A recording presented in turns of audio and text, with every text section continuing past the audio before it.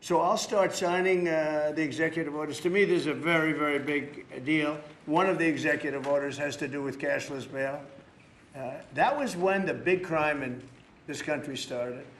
And I can tell you who did it, when, but I don't want to do that because others followed pretty quickly. But that was when it happened. Somebody kills somebody, they go in, don't worry about it, no cash, come back in a couple of months, we'll give you a trial. You never see the person again. And I mean, they kill people and they get out. Cashless bail. They thought it was discriminatory to make people put up money because they just killed 3 people lying on a street. Any street all over the country, cashless bail.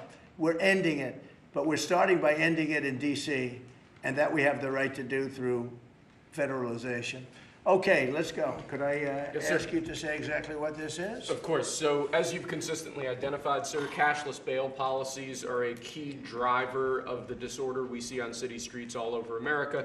Catch and release system allows criminals to keep going back out onto the street and reoffending.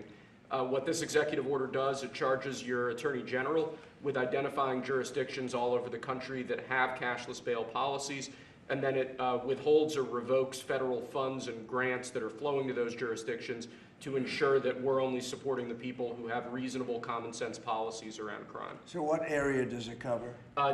Potentially anywhere that has a cashless bail policy. So some of the largest cities, some of the most left-wing states in America Almost have adopted. all of them, right? Illinois would be a great example of that, sir. Oh, they have a great cashless bail. You don't even have to go to court sometimes.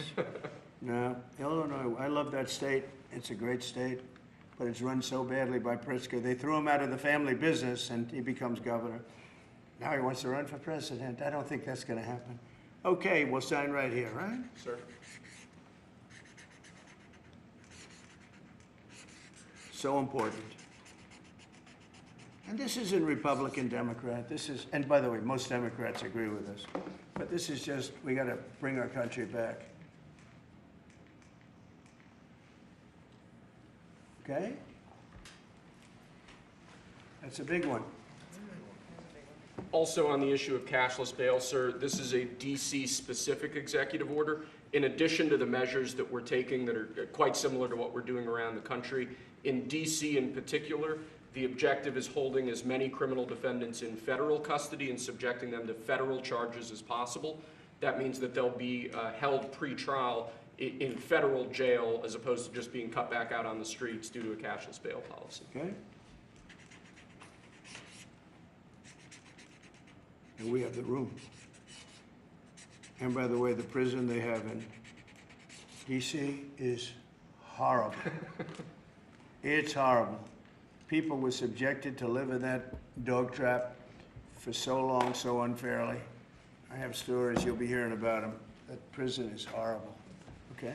This is an executive order that contains a number of additional measures relating to crime and law enforcement in Washington, D.C. It charges, for example, your Secretary of Defense with establishing specialized units in both the D.C. National Guard and in National Guard units around the country, specifically trained and equipped to deal with public order issues.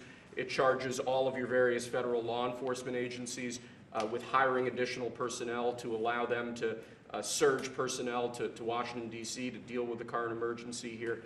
It does a number of other things in that space, and it also asks the Attorney General to look at D.C. Metropolitan Police general orders that have currently impeded law enforcement efforts in the city, and to potentially look at unwinding those that are stopping the police from doing their job effectively. And are we going to ask this to be codified by Congress, all of these things? I think we could potentially, yes, sir. I think so. I think we should.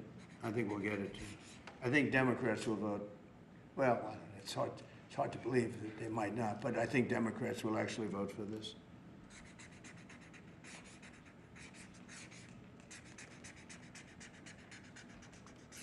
There's no auto pen that can do that, right? Look at that, Pam. Is that a good signature?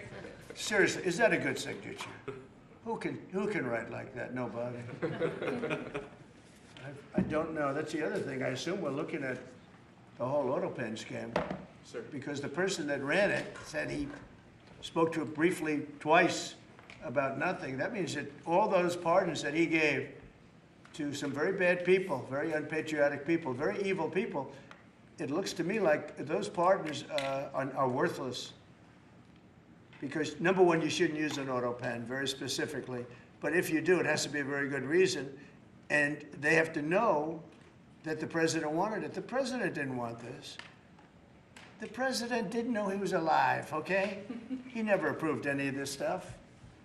He wasn't for open borders and all the other things. He was never for open borders. I've known Biden a long time. He was never very sharp, but he was never in favor of open borders and all of the other things he did to destroy our country. Let's go. Lastly, sir, this is an executive order on flag burning. It charges your Attorney General. Would you listen to this? This is very important. Flag burning. All over the country, they're burning flags. All over the world, they burn the American flag. And as you know, through a very sad court, I guess it was a 5-4 decision, they called it freedom of speech. But there's another reason which is perhaps much more important. It's called death. Because what happens when you burn a flag is the area goes crazy. If you have hundreds of people, they go crazy. You can do other things. You can burn this piece of paper. You can, but when you burn the American flag, it incites riots at levels that we've never seen before. People go crazy. In a way, both ways. There are some that are going crazy for doing it. There are others that are angry about them doing it. Do you want to discuss that? Sure. So what the executive order does, sir, it charges your Department of Justice with investigating instances of flag burning, and then where there's evidence of criminal activity, where prosecution wouldn't fall afoul of the First Amendment, and instructs the Department of Justice to prosecute those who are engaged in these instances of flag burning. And what the penalty is going to be, if you burn a flag, you get 1 year in jail. No early exits, no nothing. You get 1 year in jail. If you burn a flag, you get, and what it does is incite to riot. I hope they use that language, by the way. Did they? Yeah, incitement is incite to riot. And you burn a flag, you get 1 year in jail. You don't get 10 years, you don't get 1 month. You get 1 year in jail, and it goes on your record. And you will see flag burning stopping immediately, just like when I signed the Statute and Monument Act. 10 years in jail if you hurt any of our beautiful monuments. Everybody left town. They were gone. Never had a problem after that. It's pretty amazing. We stopped it. But this is something that's, I don't know, in a certain way, it's equally as important. Some people would say it's more important. Because the people in this country don't want to see our American flag burned and spit on. And by people that are, in many cases, paid agitators. They're paid by the radical left to do it. You talk to these people, they don't even know, half of them don't even know what they're doing. They say, I don't know, they gave me money to do this. I see the same things that you do. They're bad people. They're trying to destroy our nation. That's not working, because I think our nation now is the most respected nation anywhere in the world, by far. You saw that with the European leaders on Friday. You saw that with NATO, where they agreed to go from 2% no pay to 5% fully paid up, trillions of dollars paid, where they respect your president to a level that they jokingly call me the president of Europe. They call me the president of Europe, which is an honor. I like Europe, and I like those people. They're good people. They're great leaders. And we've never had a case where 7 plus really 28, essentially 38 countries were represented here the other day. 38 European countries were represented. European and other countries were represented.